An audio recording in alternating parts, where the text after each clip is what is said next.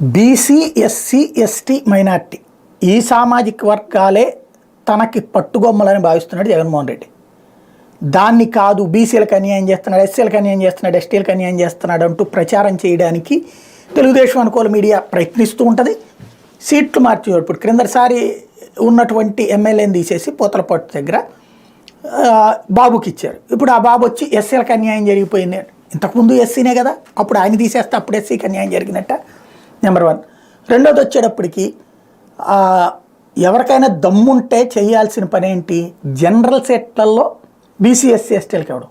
అది చేస్తున్నాడు ఇప్పుడు జగన్మోహన్ రెడ్డి.